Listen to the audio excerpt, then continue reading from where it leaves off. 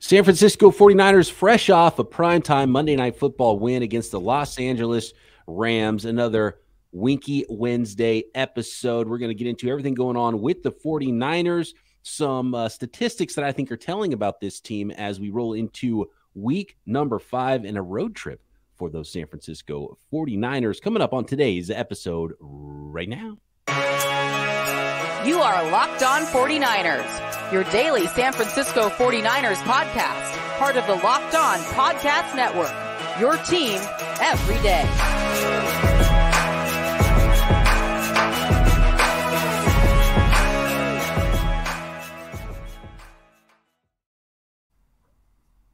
Welcome to Locked On 49ers. Brian Peacock and Eric Crocker with you as always, and a very special guest on this very special Wednesday episode, Tuesday evening if you're watching this right away on YouTube, Mr. Nick Winkler. Wink, I got to ask you this question in just a second about the 49ers defense, and I'm going to let you think about it. Do the 49ers have the best defense in the NFL? I want to thank everybody for making Locked On 49ers your first listen on the Locked On Podcast Network, your team every day. Today's episode brought to you by LinkedIn Jobs. LinkedIn Jobs helps you find the candidates you want to talk to faster. Post your job for free at linkedin.com/LockedOnNFL. I don't know how much time you needed, Wink, to think about that question, but I'm going to pose it one more time. Do the 49ers have the best defense in the NFL in 2022? Yeah, that's a tough one, Brian. I really need to think. Yes, yeah, they clearly do. I mean, it's fantastic. They're stopping the run. The cornerbacks look good. I mean, Hufunga's playing out of his mind right now. Nick Bosa, leading the NFL right now with 6 sacks. This is a defense to be reckoned with. People are going to be scared playing this 49er squad. Yep. Hey, my guy Javier Vega posted a question on Twitter. He said, who gets to 21st? Nick Bosa to 20 sacks or Jimmy Garoppolo to 20 touchdown passes? Oh, well, Bosa has the lead right now. Jimmy G only has 3 touchdown passes, so he's got half as many. Now, he didn't play the first game of the season, obviously. So, by the way, looking at Jimmy Garoppolo's stats, how about this? So, 61% completions. He's got 7.8 yards per attempt. He's got 201.3 yards per game, 3 touchdowns, 1 interception, and a 93.2 quarterback rating. I think it helps when you Garoppolo is the most trash quarterback that exists. The numbers are like, okay, classic Jimmy G numbers right now. I think when you're doing those numbers, you also need to say he has Deebo Samuel. I think you need to put that in there as well. That goes on yards after the catch. Yeah. Well, I was going to ask you, what is, when you talk about it in comparison to the rest of the league, and this is not me, God, I hate how I have to do so many disclaimers. Listen, I'm not trying to dog Jimmy Garoppolo, right? Because how everybody takes it. You're always bashing Jimmy G, right? But that's fairly pedestrian and maybe even a little bit below pedestrian. When you talk about a 90 passer rating in today's NFL, if you're not over 100, you're not really playing very well. Now, I think we can make the excuse for him. He did not have a playbook. He did not contribute to anything in the offseason. He wasn't even around for training camp. So he could just be getting to a groove because 61% completion percentage. Hey, we can say all these different things about Jimmy Garoppolo, but he is not a 61% passer. He's a 68, 69 completion percentage type guy. So I'd assume that gets better. But for the most part, those numbers are, fairly pedestrian. They are pedestrian. What's funny is because you expect a lot from your quarterbacks, and the numbers would be, and you're right, Croc, those are pretty pedestrian numbers, and quarterback rating is inflated for sort of quarterbacks that have a low depth of target and just get it out and get some short completions and stuff. And so it's pretty easy to have a good quarterback rating in the NFL. But when it comes to quarterback play around the league, and the 49ers have played 4 games now, right? He outplayed Matthew Stafford. Now, part of it is because the guys on the other side. Stafford was trying as hard as he could to throw the ball to the 49ers last night on Monday Night Football. Yes. The Russell Wilson looked terrible against the 49ers. And Russell Wilson's supposed to be this Pro Bowl, Hall of Fame path guy. So was Matthew Stafford, right? People talking about Matthew Stafford as a Hall of Famer once he won a Super Bowl last year. Justin Fields looks like one of the worst quarterbacks in the league right now. He's not taken that step forward. He made a couple of plays in a monsoon with broken coverages, but was bad otherwise, and he just can't hit his back foot and find a receiver. And part of that is because the receivers are bad too. But when you look at the quarterback play in all of the 49ers games so far, and you compare it to that, Jimmy Garoppolo is not a bad quarterback at all. You know what I mean? Like, there's some bad quarterback play around the NFL, and even with some superstar quarterbacks that you expect more from, they're not playing all that great. So it's not that easy to just roll in and be like, hey, I'm just going to chuck the ball over the yard and have a 130 quarterback rating every week and throw 4 touchdown passes every week. Yeah, I mean, you look at a team like the Panthers, you know, how badly would they love to have Jimmy Garoppolo under center? You know, there's a lot of teams out there right now that would love to have Jimmy G. There were a lot of people that dogged Jimmy Garoppolo in this process, and I talked about a lot of teams where I felt like, you know what, Jimmy would improve your quarterback situation. And people, oh, heck no, he's terrible. He's the worst quarterback. I'm like, dude, Jimmy Garoppolo is not a bad quarterback. Now, does he take your team to the next level in the sense of because of him? And I think we'd say no. But whatever the narrative is of him outside of, well, I'd say half of the 49ers fan base and then the rest of the fan bases across the NFL, they look at him like he's just garbage. He's just trash. And that is far from the case. He's not that. I think early on you could justify saying that a little bit more, like right now. But even then, I said, man, last week, that's the worst game I've ever seen him play. He's going to be better than that. And I thought he was a little bit better this week. And I think over the next 2 weeks, he'll be even a little bit better than that. Yeah, he'll have some games where he looks dreadful. And we saw that last week. We saw it against the Titans last year. Remember, it was like, what the hell is this guy doing? He's hurting your football team. But for the most part, he's above the line, and he is, you know, a starting caliber NFL quarterback, and he can facilitate some things for your playmakers. But teams, you know, fans of other teams don't watch Jimmy G. He's not on the highlight shows. He's not making these big time throws. He doesn't have this crazy height, weight, speed to get you excited. So I can understand how they would feel. But if you have everything else in place, then you can play some good football. There's some other teams that clearly could use Jimmy Garoppolo. And I think we're right back to where we were with Jimmy G. We know exactly who he is, and he's that guy. And as long as bad Jimmy doesn't show up, the 49ers are in a good place. And a lot of it is because of their defense. We talked about the 6 sacks for Nick Bosa, which leads the NFL. A couple interceptions from Talanoa Hufanga. How about this statistic from Matt Barrows that Talanoa Hufanga 21 miles per hour on his interception return. And he was scooting down the sideline on that one, trying to make sure that Stafford didn't get the angle on him. And that's the fastest for any ball carrier for the 49ers this season. The second fastest is 20.8 miles per hour. I think it was on Jeff Wilson's touchdown run. So that's the fastest offensive player so far as a ball carrier. We're not going to see any more Raheem Mostert 23 miles per hour runners on this 49ers team probably, unless Danny Gray gets a breakaway or something. But yeah, Talanoa Hufanga's scooting. So his play speed is much faster than his timed 40 speed, and clearly his mental processing makes him look like one of the fastest guys on the field a lot of times. Well, hitting 21 miles an hour, like, yeah, you are moving. You and I talked about him potentially losing weight, slimming down to run faster in his 40-yard dash, right? And this is a guy who at USC looked a step slow. I think we watched him, right? It's just not quite there. And when he was there, it was just because of his ability to really stay a step ahead mentally. And we talked about him losing weight to run a faster 40 time. He ended up running a 4.61. He slimmed down from around 215, which was his playing weight at UCLA, to 201 pounds, right? When he ran that 4.61. So we were like, well, is he going to get back up to like a 215 guy? And is he going to lose some of that speed? Is he really going to be closer to a 4.7, kind of what it looked like on film? Well, he still clearly is running 4.6 and maybe even faster in game speed. Do you think he's still around 200 pounds that he slimmed down to run faster with? I think he doesn't look very big. I think he's closer to that 200-pound area, but I think he's playing faster than his USC tape too. He's moving faster. Like, I don't know. He's playing faster because he lost that weight. Maybe. It's funny. Right. Did you? Yeah. Okay. No, I see what you're saying. So because we're looking at the film of him at 215, and he's just not that player anymore. Right. Yeah. Did you catch his comments after the game where he's talking about, guys, that ball just hit me in the face. Like, I made a decision. I jumped the route, you know, and I was terrified that Stafford was going to catch me. So I think that's why he was running so fast. I think he had a little extra boost of adrenaline just to not get caught by Matt Stafford.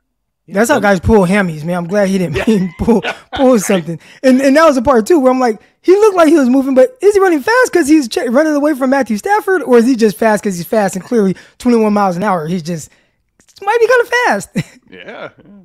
All right, a little more coming up about this 49ers defense. Some players they're potentially missing, but players that maybe they're potentially not missing. Some more statistics, and we'll get into the rest of what's going on with the San Francisco 49ers, as maybe a little stay at the Greenbrier could be in their future, as well as they have a road trip to Carolina and Atlanta coming up. We'll start turning the page to week 5 next.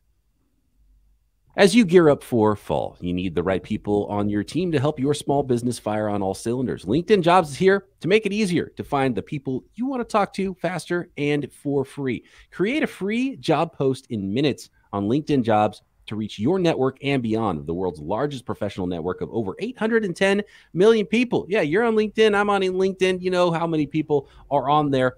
Why would that not be the first place you go to check for a job or to post a job?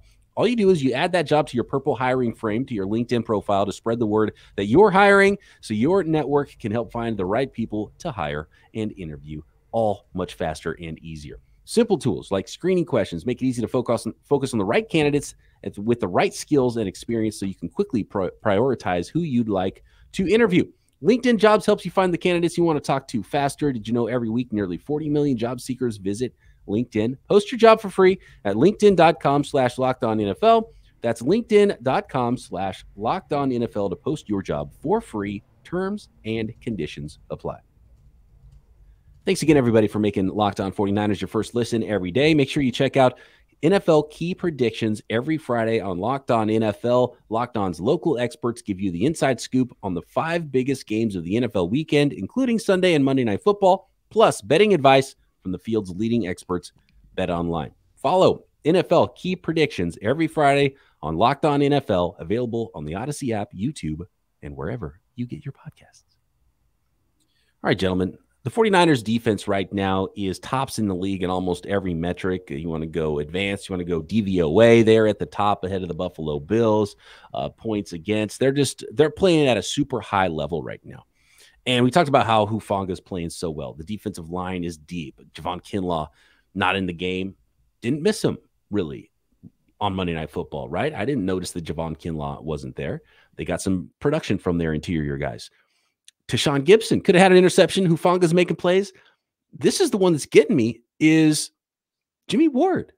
And Croc, correct me if I'm wrong. The 49ers defense, maybe it's going to be that much better when Jimmy Ward returns. This is nothing against Jimmy Ward, but I don't think the 49ers defense is missing Jimmy Ward that much. And if they're not missing Jimmy Ward that much right now, do they need to pay him as a free agent $10+ million in the offseason? Or are we learning that the 49ers can just roll with Tashawn Gibson, maybe draft another guy and try to develop some rangy free safeties of the future this offseason? Jimmy Ward makes your defense better. So as good as the 49ers defense is right now, with Jimmy Ward out there, you are more versatile in what you're able to do from a man coverage skill standpoint. Again, you're not going to ask Hufanga and Gibson to do some of the things that you're asking Ward to do. And I talk about it, man. Like, he is the most, or at least one of the most, if not the most versatile safety in the NFL. His ability to come down, cover slots. You ask him to play man against Cooper Kupp. The same things you're asking Diamador Lenore and some of these other corners from the 49ers to do against Cooper Kupp. Like, you ask Ward to do those same things. And you're not asking Gibson or Hufanga to do that. And then in turn, what that does is make you more versatile with everything else that you're doing. So, no, you want him back. Now, your question was about paying him. And that's a totally different story. You can get by. Clearly, the 49ers are playing extremely well right now. Part of it has to do with, the defense of pass rush is getting back there. They're terrorizing quarterbacks. So that makes it easier on the guys on the back end. But Jimmy Ward, man, I think he means a lot to the defense. I think having him out there, you can kind of bring him in a certain kind of role early on, kind of ease him back. But you definitely are much more versatile and multiple as a defense with him out there. And he's the leader. He talks a lot of trash. I love that. He brings a certain swagger that goes along with Fred Ward, Dre Greenlaw, who got 15 tackles last night. Yeah. It just does so much. So, man, you need Ward there. Do you pay him? I would. just because I just think he means so much to the defense. You talk about guys you're paying a lot of money to. Eric Armstead, he was out again last night, right? He played a little bit and then got re-injured, and he was out. The 49ers line didn't seem to skip a beat without him in there, and so that's a really good sign. You mentioned Greenlaw too. 12 of those 15 tackles were solo, man. He was all over the field. This is an exciting defense, and if you add Jimmy Ward into that mix, it's got to be scary for everybody else. Man, and the high-level play from the cornerbacks too. It's still amazing that the 49ers roll into a season with two guys who were undrafted at cornerback, and that's a position that you draft high, right? Most cornerbacks around the league, everyone's starting first rounders and second rounders. And these guys were both undrafted, and you feel good about it. And they're playing even better than I expected. And I expected some high level play. Like, there's not much space for quarterbacks to throw to with the safety play, with the range of the linebackers, with Emmanuel Mosley, Charvarius Ward shutting guys down and up to the challenge. Like, it's just all working together so well for the 49ers defense because the pass rush is getting home. There's not a lot of places to throw the ball. You got Matthew Stafford back there, and he's just like, well, I'm going to try to make a play. And what happens? He ends up throwing the ball to the other team. 49ers finally get one and take it back. And they could have had 3 or 4 interceptions in that game. So I just love what I'm seeing from the 49ers defense. And the fact that they were able to hold, because remember the first game of the season, they kind of got gassed in the second half. They weren't gassed in this game, even though the Rams ran a ton of plays. And the offense obviously helped, but the offense didn't keep the Rams off the field that much. The defense still had to be out there and make a lot of plays, and they still had a lot of energy late in the game, and were making tons of plays on the ball and getting after the quarterback. So obviously making a team one-dimensional is helpful there too. But love what I'm seeing from the 49ers defense across the board, all 3 levels of the defense: coverage, against the run. They're flying around. They're playing free. And now we got to figure out who the next defensive coordinator is going to be after DeMeco Ryans gets that head coaching job this year, right? Well, there are a lot of fans that want DeMeco Ryans to be the 49ers' next head coach. And I'm like, okay, pump the brakes a little bit. And I know I've been, I won't say critical of Kyle Shanahan, but I did pose a question on Twitter, and I'll kind of get to that question, and we can answer this as it pertains to DeMeco Ryans and maybe what his next job will be. But I said, great win last night by the 49ers, huge win, but I do have a question, and it's just a question, so don't look too far into it. But how are the 49ers a defensive team, or at the very least lean on the defense, which I think Kyle Shanahan, with his 4th down decision to kick a field goal, is telling you, I'm putting the pressure on my defense, right? And I just thought it was a little weird in such an open offensive game that the NFL is in today's day and age, and you don't really have the confidence that your team that you built in the trenches can get 1 yard, and you're like, well, no, defense, just go make another stop, right? We've seen that. It can go both ways. But how do you lean on the defense to carry them with a genius offensive play caller, Deebo Samuel, George Kittle, and Brandon Ayuk? So, it's not like the 49ers don't have these crazy weapons out there. They got elite athletes at the skill position players, and you got this offensive guy, and he can't figure out how to get a yard. It's like, nah, put it on the defense. So some of my responses were, DeMeco Ryans needs to be head coach. I'm like, well, no, I don't want to fire Kyle Shanahan. I'm just trying to figure out the thought process behind it. Especially, again, it's supposed to be so easy to play offense in today's day and age. I'm a little shocked that you left Kyle Juszczyk's name off that list. And Kyle Juszczyk, weapons all over the place. Weapons. Yeah, that's a guy you could line him up anywhere, and he's almost a mismatch, right? I mean, he's a stud. He's playing well. Jeff Wilson's running the ball really well too, with a lot of power, a lot of speed. And I'm with you. They asked him about it right after the game, and he said exactly what you said. He's like, nah, defense is playing well. Like, I wanted to get the points, and I wanted the defense, give the defense a chance to go out there and make a stop. And the defense proved it time and time again that they could do it. I mean, let's look at the play calling last night, right? I think that they're slowly working Jimmy G into this thing because he wasn't there all preseason. He wasn't there. He didn't even have a playbook, right? So there was a lot of short intermediate passes, a lot of gimmicks, a lot of wide receiver quick screens, quick slants, things like that, which is a lot of what Kyle Shanahan does in this offense. So I think that from a standpoint of a football team, obviously the defense is the better half of the offense-defense mix, right? There's no denying that. They're most likely, in my opinion, the best defense in the NFL. Like you said, Brian, all the metrics say that's the case. So if you're Kyle Shanahan, why would you take that away from your defense, right? You don't put the defense in a tougher spot, right? You give your best chance to win the best chance to win. I think you do put them in a tough spot with making that decision because you're saying it's on you. Yeah, but you know, and again, I understand that the defense is great, right? But it's great in the game until it's not. And we saw that against the Denver Broncos, where the defense was great all game until the last seconds. Well, you give up a touchdown, then all of a sudden now your offense has to catch up. And my question is, defense great. I think for this team, right, the goal that everybody listening to this podcast right now has for this team is you gotta win the Super Bowl. And I don't think that you can win the Super Bowl depending on your defense to win you every single game. But you, as an offense, have to meet them. And again, even if it's not 100% of what the defense is giving you, but can you give it a little bit more than what we're seeing from the offense? I'm looking at teams like the Detroit Lions led by Goff, and they got some good players over there. St. Brown, he's doing terrific. Hawkinson. But if I was to say, hey, man, you can have George Kittle, Jimmy Garoppolo, George Kittle, Brandon Ayuk, Deebo Samuel, or Jared Goff, TJ Hawkinson, St. Brown, and I don't know, Josh Reynolds or something. I think most people would say, oh, give me that 49ers team. Give me that 49ers group. And that team is putting up, they just lost because their defense gave up 48 points, but not because the offense, Jared Goff and the offense put up 45 against the Seahawks. Lions, the Lions lead the NFL in scoring right now. With Jared, so, again, I say that because how people, Jimmy Garoppolo, and that's a lot of my responses, but I'm like, Jimmy doesn't suck. But real now, quick, can he miss a throw here and there? Yeah, but maybe it's on Kyle to get, and again, got a disclaimer. Listen, guys, don't kill me for this. I'm just trying to make sense of it. All right, everybody listening right now. And I don't want to be that person that's like, Croc is just so doom and gloom. I love this team. I love everything. Like, awesome. I'm just asking questions because, again, the goal is Super Bowl. What's it going to take to win the Super Bowl? I don't think counting on your defense to carry you. I don't think that's good because we've seen that.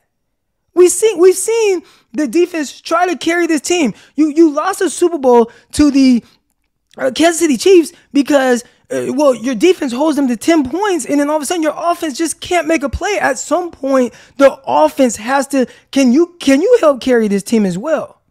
And the decision like that to me is saying, no, I'm going to continue to count on this defense, and I think that's just the way he thinks. And we saw it in the Bears game. 4th and 1. Your quarterback, Trey Lance was thugging it out in that game. And he ran for a 9-yard gain. It's 4th and 1 from midfield. What does he do? He punched the ball. What ends up happening? They score a touchdown. Well, the defense played great all game up until that point. They had a bad penalty. Then you have a broken play. Boom, touchdown, right? But you punted on 4th and 1, and then the touchdown came. And the 49ers never got the lead after that. So, I don't know. I just don't.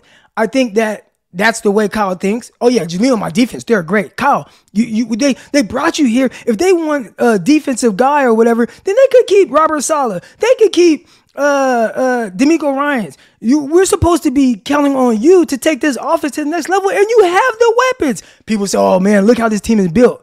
Look how they're built. They got George Kittle, Deebo, Ayuk, and all these guys. And Kyle Juszczyk, what are you talking about? Like, score some points. So to go back to that original point you made, I think that you said kicking the field goal right there puts more pressure on them. Actually, I think that if you go for it and don't get it, that puts huge pressure on your defense, like so much more than kicking the field goal and being like, guys, it's 8 points now. Like you got this. Did you hear what the Lions head coach said with his decision in the previous game? That's on me. Campbell. I had a short yardage situation and I kicked the field goal instead of saying, you know what? And again, all situations are different, right? We saw the Baltimore Ravens and how they lost. I thought that was weird. I thought they should have kicked it, go up 3. There's like a minute left. All right, like make the Buffalo Bills drive the field, whatever. But in that situation, you have a chance against a divisional opponent to say, F you, we are the big dogs here. We're gonna get this yard. And we're going to put you away. This ends the game now. And I just thought it was, again, I'm looking at the big picture, Super Bowl. And I don't think you can keep saying, defense, just bail me out with the decision over and over and over again. Again, they played great last night. It worked. I've seen a couple other games this season where it didn't work. I'm just looking at it. I hope I'm wrong. Hopefully you just keep counting on the defense to bail you out. All right, hold on. I want to get more into this conversation. Maybe what we can figure out what could happen with the offense to take them to that next level and what the disconnect might be there. But the thing I'm learning about this is that I need to be back on Twitter so I can hold my guy Croc in check, because he's trying to stir stuff up right now. He's acting like, oh, hey, I'm not trying to say Kyle should be fired, but Kyle should be fired. But that's what I'm hearing. But Nah. let's go a little bit further into this. We'll see if we can come up with some answers and not just ask questions, although it is an interesting question. I think it is a useful question that Croc brings up here. By the way, did you guys see the odds raising for the 49ers to win the Super Bowl? I started about 14-1 at betonline.net right after the season ended last year. And then it started to get a little bit worse after the 49ers faltered at the beginning of the season after the first 3 weeks and went to 20-1. Now it jumped back up after beating the Rams on Monday Night Football. In fact, Niners have better odds to win the Super Bowl than the Rams do now. Rams dropping to 20-1, 49ers up to 16-1 now to win the Super Bowl this year. You can bet on Nick. I'm already halfway there, by the way. I got the Nick Bosa sack at 12. He's already at 6 sacks in the season. So that's going to be an easy cash money for me. I hope you guys listened to the podcast all off season when I was telling you that was the easiest bet at BetOnline. BetOnline.net, your number one source for football betting and information this season. Find all the latest player developments, team matchups, news, podcasts, in-depth articles, and analysis on every game you can find. As always, BetOnline is the most continued source for all of your sports wagering information, and you got to have the info to go along with the bets. It doesn't help to bet unless you have the information first, and you can get both at BetOnline. Also, live betting and up-to-the-minute scores on every sport out there. The fastest and easiest way to check in on all your favorite games and events, including Major League Baseball, MMA, boxing, and golf. Get over to betonline.net or use your mobile device to learn more about the trends in action at BetOnline, where the game starts. Okay, Croc, you bring up the question about the 49ers offense. And yeah, looking at that, so the 49ers played the Seahawks earlier this year, right? And the 49ers could muster 27 points. By the way, the 49ers at this point, if you win 20, all you need is 20 points and you win the football game. That's what's going on with the Niners. Unfortunately, in 2 of the games, they couldn't get there. Score 20, you win. That's how good the defense is. But it would be nice. Like, we've seen Kyle Shanahan's offense since 2017. How many times have the 49ers just gone big and just put up a whole bunch of points on somebody? They so rarely do that. And when you have a defense that's so good, giving you the ball back all the time, you would think there'd be a lot. There'd be just some games randomly in there. You play a bad team. They played the Seahawks. They didn't put up 45 points on the Seahawks like the Lions did. The Lions have Jared Goff. Is Jared Goff that much better than Jimmy G? By the way, Amon-Ra St. Brown and DeAndre Swift didn't even play for the Lions in that game. They still put up 45 points. The Seahawks with Geno Smith putting up 48 points, right? You see it around the league, even sometimes with bad quarterbacks. There's these teams that just put up a ton of points. Kyle Shanahan, I think in a way, part of his philosophy, he doesn't want to put up a lot of points, which is weird. It's like, hey, Kyle, you could put up a lot of points or you could put up just a little bit of points. And he's like, give me a little bit of points. I want to win by 3. I don't want to win by 4. I mean, it's weird, but like, how come? It's a great question. He's an offensive genius. Wink, do you have any ideas? Like, why is it so rare? Like, I'm trying to think about it. I can't even think of a game where the 49ers went really big and just scored a whole bunch of points on offense. And they have too many weapons not to have done that, even by accident, a couple of times. He gets real conservative, right? I mean, in close games and games when he has a lead, he gets very conservative. He doesn't want to be the one to make the bad call to lose the game. That's kind of what it feels like to me with Kyle Shanahan, where he plays it safe. He's like, I know I have this defense. I know I have, over the past 5 years, they've been a top 5 defense, right? I mean, this is an incredible staff that he's got, coaching and guys playing on the field. And so when he goes out there and he's like, all right, we have a 6-point lead or a 7-point lead. It's like, all right, let's just keep it cool. Let's run it 3 times. Let's run it twice and then throw a quick little slant and see if we can get that first down. If not, punt the ball, let the defense do their job. Croc, it sounds like you're blaming Kyle Shanahan. What's unfortunate about this year is that this was supposed to be the year, okay, hand-picked quarterback, huge talent, big arm, Trey Lance. We're going to see what Kyle Shanahan's offense looks like maybe in hyper mode with this quarterback. And then we're going to see what Jimmy G looks like on another team. Because I've said this before with Jimmy Garoppolo. We kind of know who Jimmy Garoppolo is, but really all he's had to do is be better than Nick Mullins and CJ Beathard. That's not a high bar that he's had to clear. But he's clearly better than those guys, and the 49ers are better when Jimmy's in than those guys.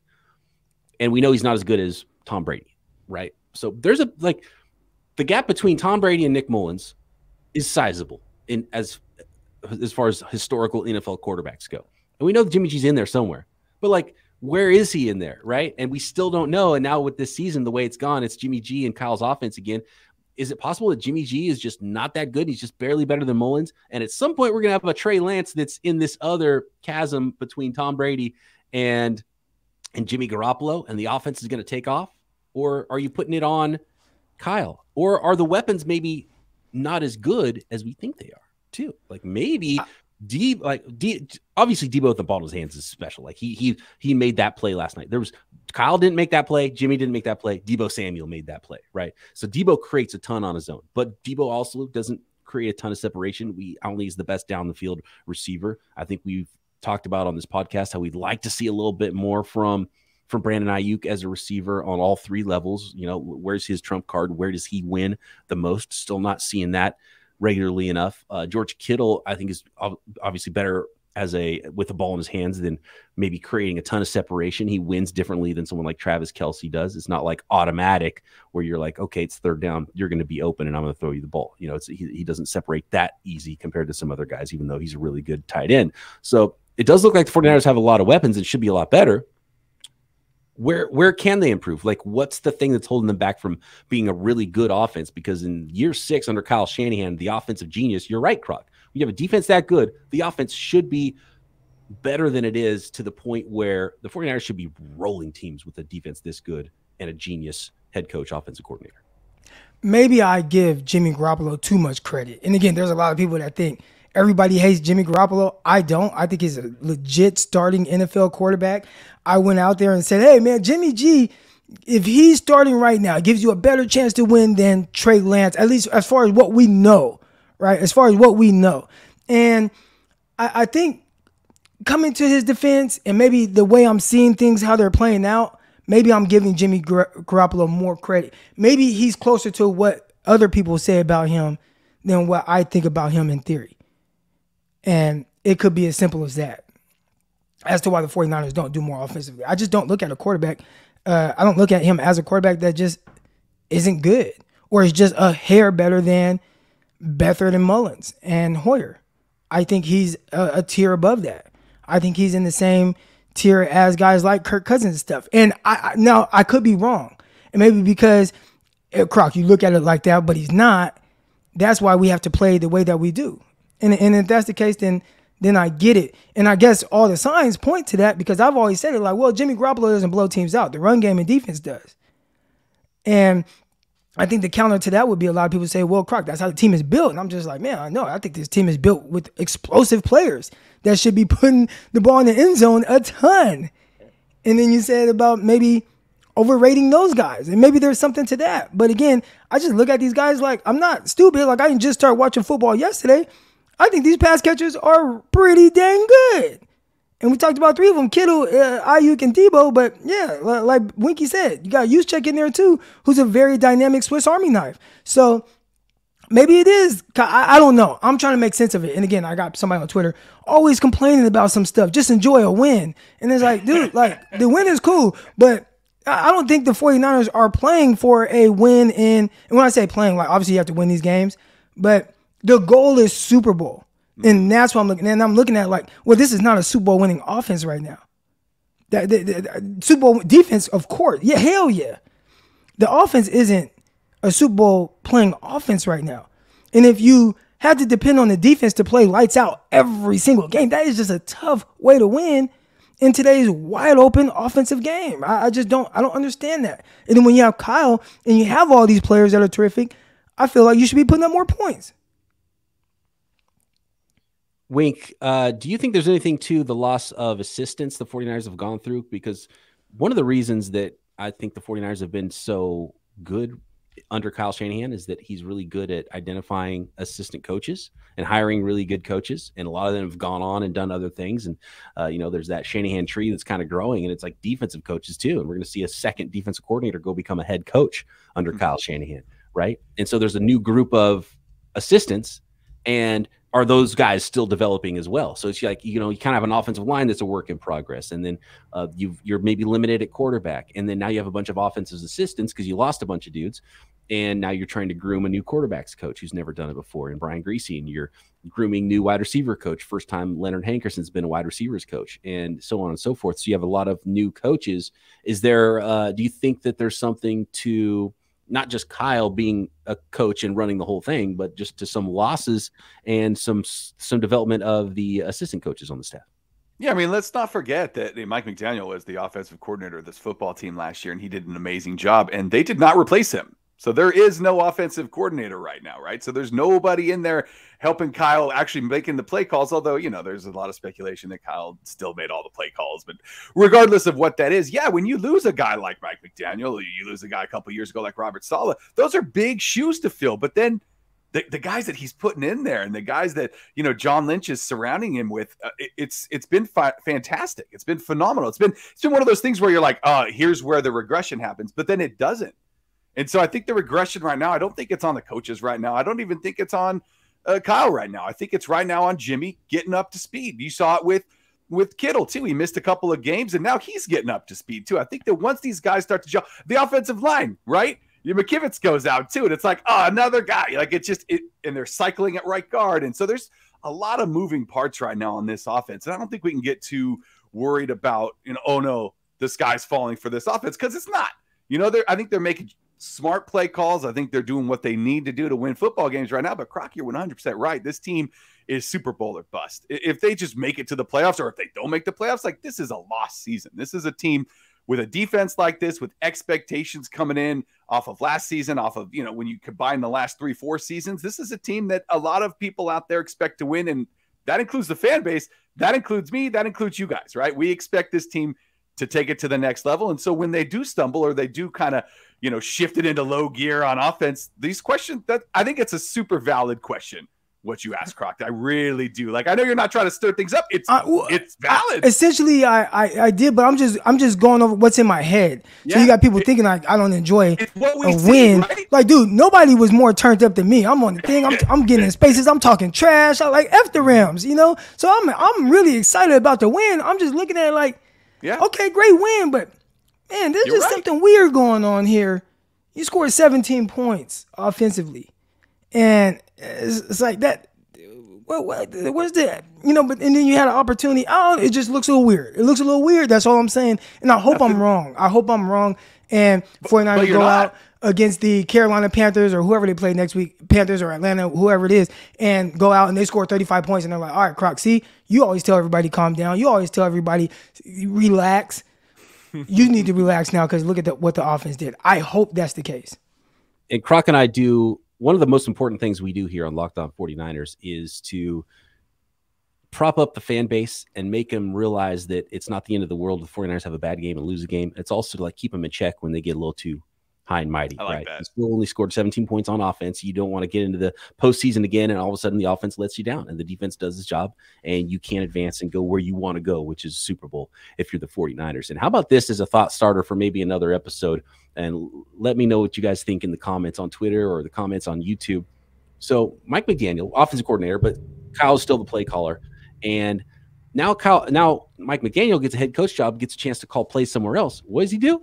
He starts throwing the heck out of the ball early and often, unlike Kyle Shanahan, right? Very different. He's not running Kyle Shanahan's offense. He's running his own thing. And so clearly he thinks, you know what? Kyle could probably be doing it better. He should be doing this. And you know how we know? Because that's what he started to do. And he's throwing the ball as much as any team in the NFL on first downs. Kyle not throwing the ball a lot on first downs. Started throwing the ball more on first downs in this game. I think it helped him a lot too. So, and Tua, I don't look at Tua and think, oh, this guy is just better than Jimmy Garoppolo. Like, you watch some of those. I mean, there's underthrown balls. Like, he's trying to throw it downfield, and it's not like it's just great. But he's taking his shots. He's playing to what the league is, which is look. There was a play where Fred Warner got called for illegal contact when the receiver ran into him. Fred Warner's just standing there. The receiver runs into him, pushes off to try to get open. They call illegal contact on Fred Warner, and then somebody in the booth, whoever's talking, says, oh yeah, you gotta kind of move left or right. That's what they're looking for. And if you don't move, they're gonna throw a flag. Like, what? Like, I have just as much right to this space as the receiver does. But it's an offensive minded game. So why wouldn't you use that to your advantage and throw the ball around more? Now you ain't got Tyreek Hill, who is a special deep threat. So yeah, maybe that's why Dolphins are airing it out a little bit more. We see how dynamic Jalen Waddle is. But again, 49ers have terrific pass catchers. So I don't see how you can't just be like, yeah, we're going to throw the ball around a lot. And remember, before Mike McDaniel was hired by the Dolphins, I called Tua left-handed Jimmy Garoppolo. Right. You know what I mean? And that's the quarterback that they have. Now they got Teddy Bridgewater, who's got a more noodle arm than Jimmy G. If you don't like Jimmy G's arm, Teddy Bridgewater's got less there. So we'll see what that offense looks like now for the Dolphins. They might start running the ball a little bit more. Raheem Mostert breakout, by the way, coming for those. There you go. Dolphins. Any last words, Wink, before we go? Yeah, we don't want to skip out on the Wishnowsky report. Obviously, this is the kind of game you want as a 49er fan, where I come on here and say he didn't play a big role because he didn't punt that much. The one touchback he did get actually hit off his own guy and went into it. Shout out to Cancer Sucks, or at Cancer Sucks 49ers, who mentioned how he kicked it right into the sun, right? So the defender had to look up into the sun. Brilliant move by Wishnowsky, placing the sun there perfectly so that the guy had to look right up into it. Wishnowsky's the man. There's no question about that. There we go. Thank you for that update, Nicholas Winkler, and thank you for joining us here on another Winky Wednesday episode. My pleasure, guys. And thanks, everybody, for making Locked On 49ers your first listen. Croc and I back tomorrow. It's already time for another crossover Thursday pod coming to get ready for Week 5 right here. Locked On 49ers. See ya.